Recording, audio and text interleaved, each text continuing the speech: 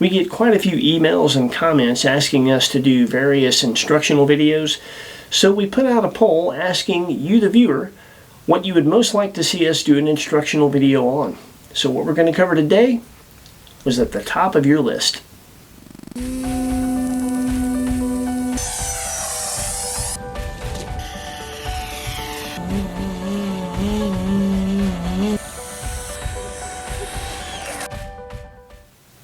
What's up, everybody? You're watching Model AV8R. My name's Adam, and what you, the viewers, picked as our first instructional video was how to become a better RC pilot in general, essentially our philosophy on that.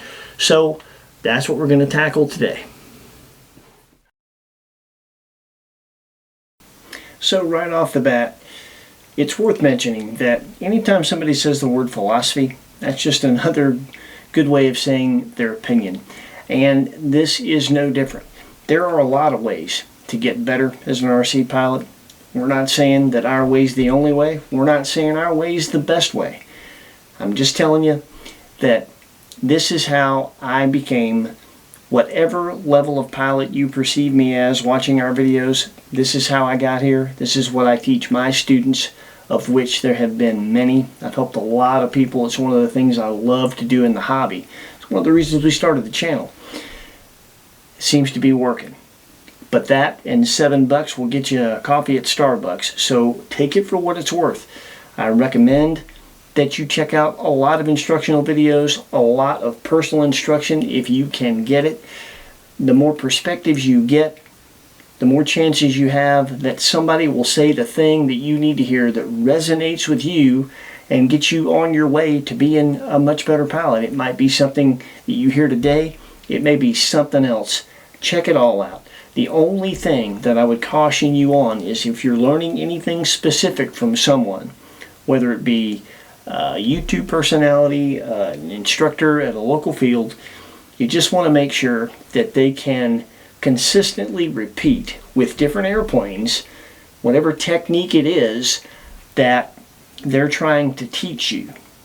If they can do that, then chances are, if it's repeatable and they can do it with everything they fly, then that's probably a pretty solid technique, and you will be well on your way to pay attention to that person.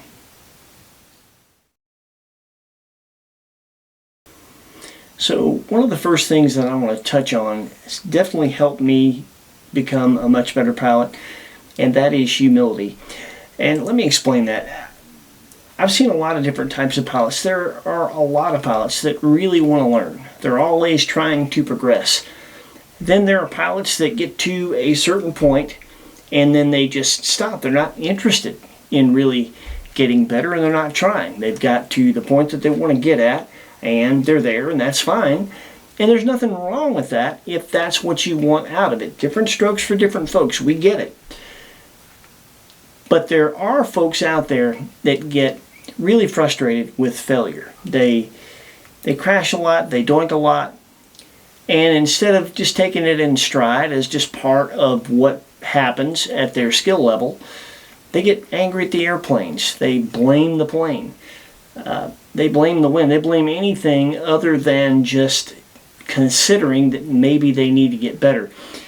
And here's a little story that got me to being humble, and that made me a better pilot. I used to work at a hobby shop. Worked there for about 6 years. Part of my job description was to deal with customers that came in, had issues with airplanes, whether it be airplanes they bought from us or airplanes from elsewhere. If they were a customer and they bought anything from us, hardware, whatever, I helped them.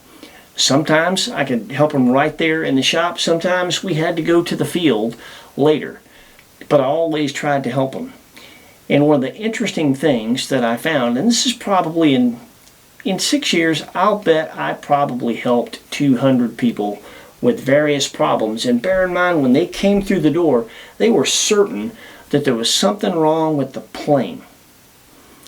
Well, I can tell you, based on my experience, 95% of the time, the problem was the end user. It wasn't a problem with the airplane. It was something in their setup, something in their technique, something that they were doing wrong, and they never once considered that. So to this day, If I'm having an issue with an airplane, the first place I go is right here. The first thing I think is, what did I miss? Is there something in the setup that I missed or that I got wrong? There's something in my pre-flight check I didn't check well enough. Am I not certain of how this airplane should fly? Am I approaching it wrong? Am I having a bad day on the sticks? I mean, it happens. You know, we all have bad days where we're not as sharp. I take a look at me first. And that has led me to be one of those people that can improve a lot and continue to improve, because I am forever a student. When I've got my ear cocked and I'm listening to conversations amongst other modelers, I'm not just looking to see who I can help. I'm listening to see who can help me. You never know who might teach you something. It might be somebody that doesn't have anywhere near the experience that you have, and they say something that you've just never thought about, and it hits home, and you're better because you heard it. That is one of the first things that I try to drive home to my students, is be humble enough to learn from now on. No matter how good you get, keep learning. If you have that attitude, you'll find that the airplanes out there today are pretty good, and the problem is a lot of the pilots just aren't. Don't be one of those. Be humble.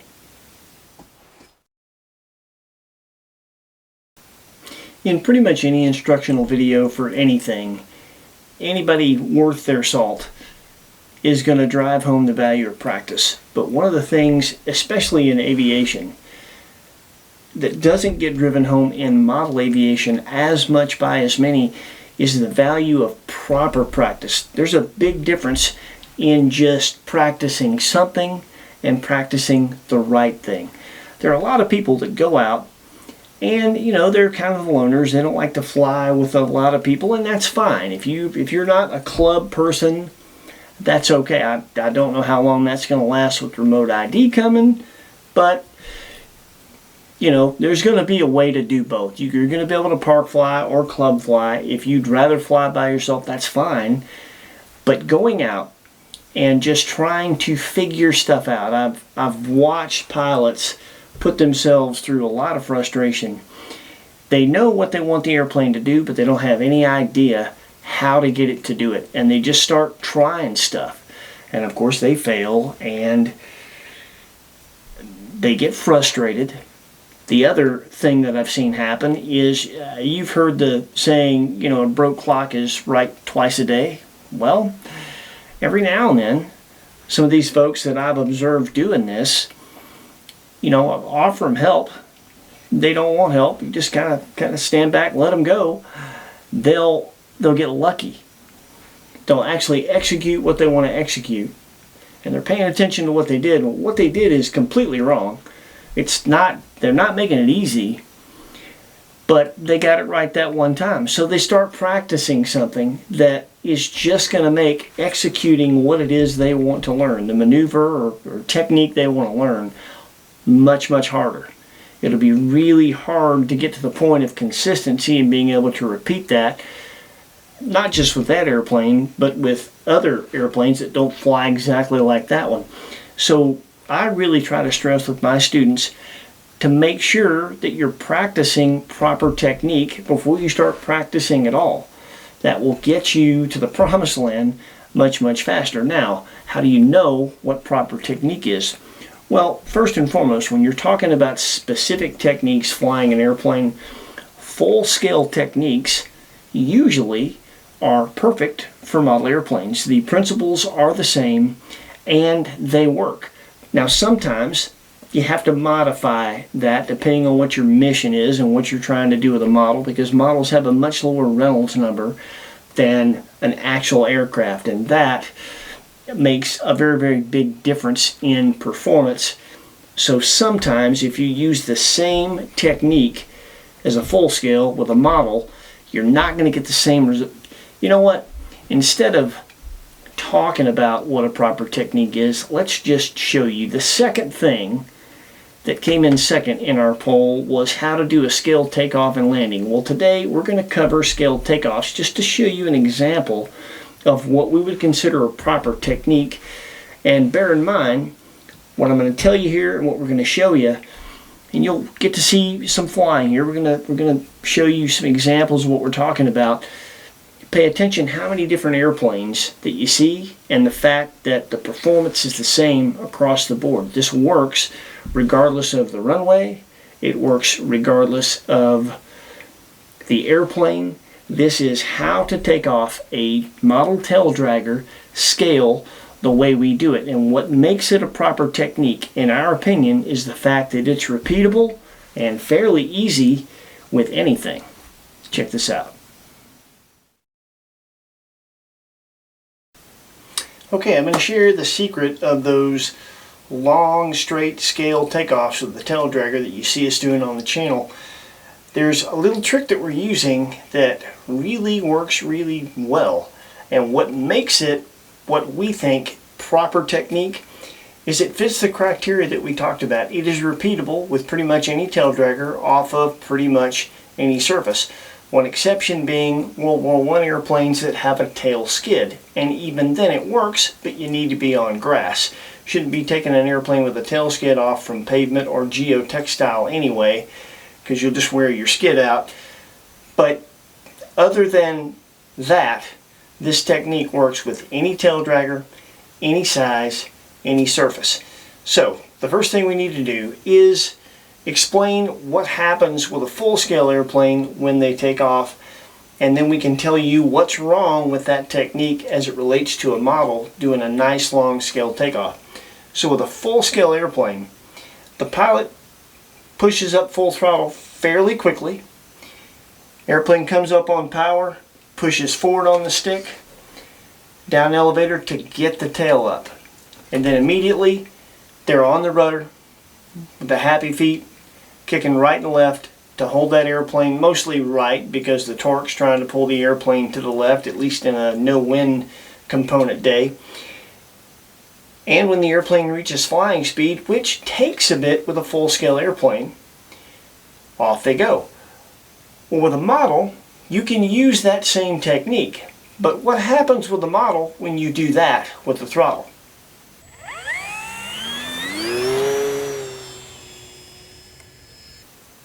That's right. They're off like a shot. And that doesn't look scale at all. We want that nice, long, slow scale takeoff. So the easy solution is just go slower with the throttle, right? Well, that works with some airplanes. With this particular Cub, it works great because this has a long tail moment. It's got a little bit more weight towards the tail because of the tail moment. It's got a very, very large rudder and essentially an oversized vertical overall so that it flies better as a model. So as you ease into the power very, very slowly and the airplane starts to move, you can push down elevator, bring the tail up, and you have enough rudder authority to kick that right rudder in and make those rudder adjustments and hold this airplane down the line. But some RC planes aren't like that. Some have a more forward center of mass. They have a lighter tail section. They have a smaller vertical, a smaller rudder. And when you ease into that power, particularly off of a smooth surface, you'll find that a lot of times as you ease into the power, you can get the tail to come up almost instantly, even at a very low throttle setting, but you don't have rudder authority yet, so the airplane goes left despite your right correction. So what we do when we have models like that, and it's gotten to where I just basically do that with any model when I want to make for sure that I'm taking off nice and straight and scale, we just start out with full up elevator. We ease into the throttle, we use the tail wheel to steer the airplane down the runway. As we ease into the throttle slowly, now bear in mind, I want the timing, however many seconds it takes for that full-scale airplane to go from dead stopped on the runway to off the ground. That's how many seconds I want it to take my airplane, give or take a couple. I'm going to get it as close as I can and try to make it look as realistic as possible. So I'm easing into the throttle, steering with the tail wheel to keep the airplane online. And as I can see that the airplane has built a little bit of speed, not enough airspeed to fly, obviously. I don't want to hold that back elevator until it breaks ground and then cause a stall. Once I have built a little bit of speed, you'll notice that I slowly ease off of the up elevator and allow the tail to come up. At that point, because I've got more than just a little bit of slipstream that you have initially, I've also got a little bit more power at that point, and I've got some airspeed. Now, even with a small rudder, small vertical, an airplane that doesn't really lend itself well to the full scale technique, using this technique now, I've got enough authority on the rudder that I can hold it on line, and usually the correction isn't as drastic, so it's a little bit easier. I don't have to be on it quite as much. And once we reach flying speed and I've allowed the airplane to take as long as I need to try and match the full scale, we ease it off the ground. Obviously, we're nowhere near full throttle. We proceed to climb out at what we hope to be a realistic angle of attack and a realistic rate, as realistic as we possibly can. Slamming the throttle forward, hauling the airplane off, and climbing out at a 45-degree angle, I mean, that might be scale for some airplanes, but it's not scale for most, and so we don't want to do that. So that is how we do our nice long scale Taildragger takeoffs.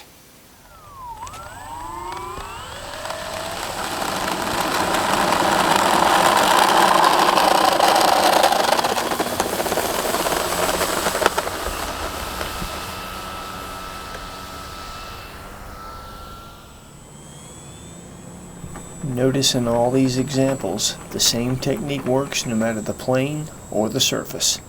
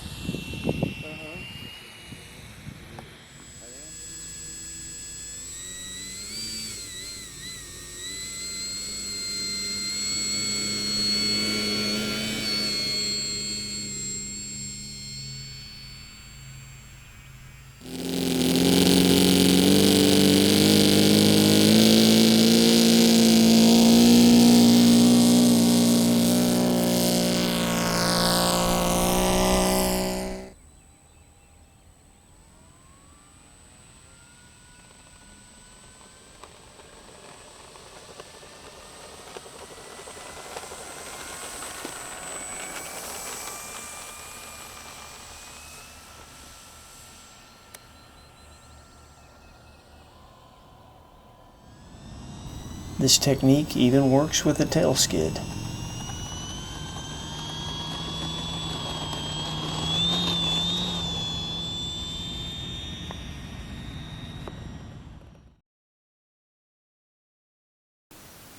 So there you go. That is just one example of how a full-scale technique is modified for a specific mission with a model, and it's made a little bit easier for you. But bear in mind that you have to still be able to use rudder to do that technique, and you have to be fairly comfortable with it, even with our technique, but especially with the full-scale technique, because you have to be on the rudder more. If you have a model that you can use that technique on, you really have to have some rudder skill.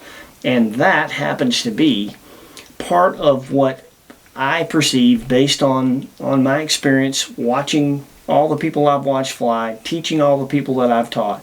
It seems to me that the biggest weakness amongst below average pilots to average pilots is what I like to call left stick skills. I've seen a lot of guys and gals that fly really well with the right stick. If it's mode 2, that's aileron and elevator. But most of them set their throttle to wherever they're going to put it and then take their hand off that stick. And that just boggles my mind. Rudder skill and throttle modulation, and then being able to meld those two together and synchronize them and essentially coordinate.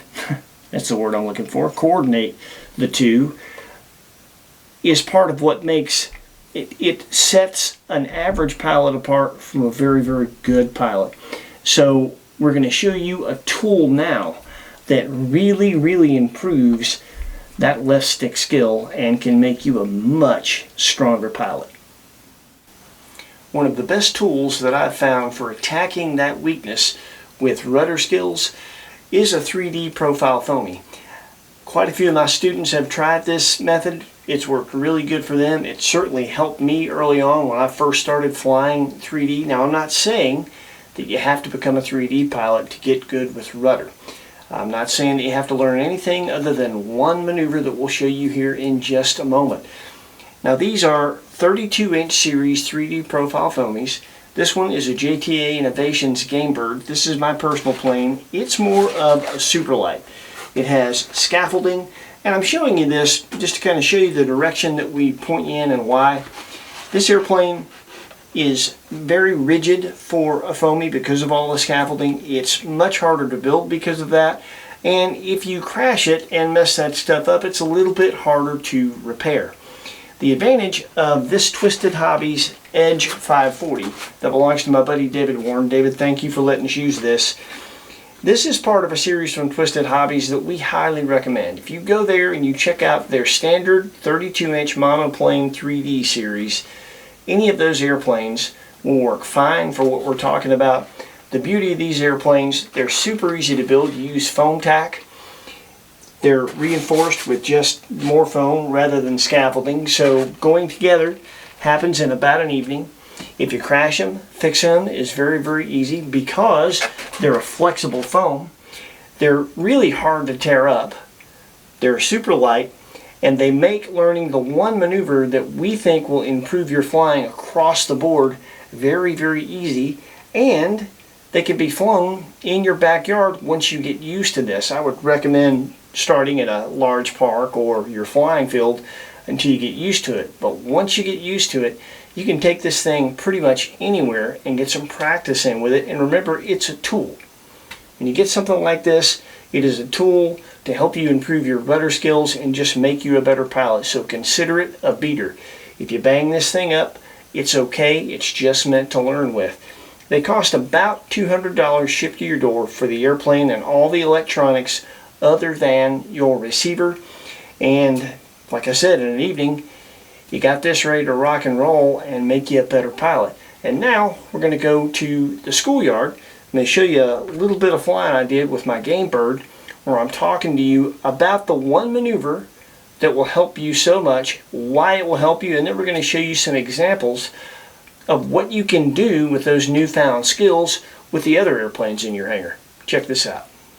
So the one maneuver that I want to learn, again, I don't have to become an all-world 3D pilot, don't even have to be interested in 3D or learn anything past this to really, really improve my flying skill in every aspect with any kind of airplane, and that is to do a Harrier. So I'm going to show you what a Harrier is and explain why learning how to do it with an airplane like this will make you a better pilot. So that's a Harrier, and when you have a low angle of attack like that, the wings actually still fly. That's actually just high alpha. When you get the nose way up, that is actually a Harrier. Now the airplane is post-stall, and you can see we got some wind, so when I get into the wind, I can really get it slow. The advantage of learning how to do a Harrier, and again, it's much easier to learn how to do with an airplane like this, is it is building my left stick skill and comfort. I'm getting comfortable using my rudder and modulating throttle. To do this Harrier, I'm not having to make many elevator corrections, but I'm doing a lot with the rudder and a lot with jockeying the throttle. That really improves my left stick skills and helps me get more comfortable with it. I'm getting more comfortable with an airplane that's going slow, which definitely helps. And the other thing I'm doing, and this is probably the most important thing, is I'm actually learning how to cross control. I'm turning with rudder and using opposite aileron to keep the wings fairly level in the high alpha and the Harrier. And being able to cross control is going to enable me to do a lot of really different cool things in my flying with a bunch of different types of airplanes. And we're going to show you now what you'll be able to do once you learn how to do that with something like this. Time remaining 6 minutes. Everything you'll see here is an example of cross control skills. This is a slip pass.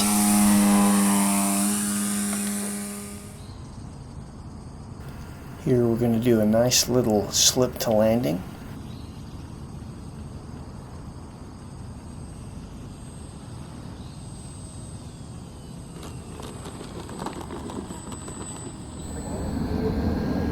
Here's a flat turn.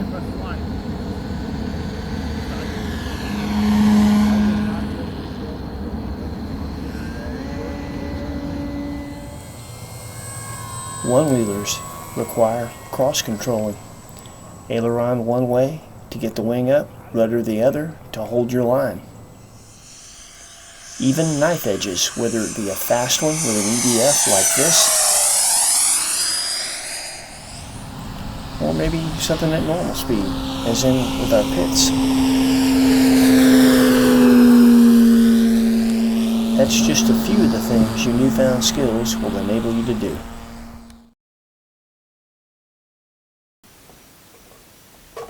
Alright, I think that's a great tool to get you comfortable using rudder and coordinating rudder, throttle with aileron and elevator, using everything all at once and being able to do some of the stuff that you saw us demonstrate. Really valuable skill to have, and the best RC pilots have it. There is one other tool that I'm going to suggest to you, and this is for folks that are maybe a little bit more timid, maybe a little bit nervous, worried about doinking up your really nice airplanes. Got a good suggestion for you.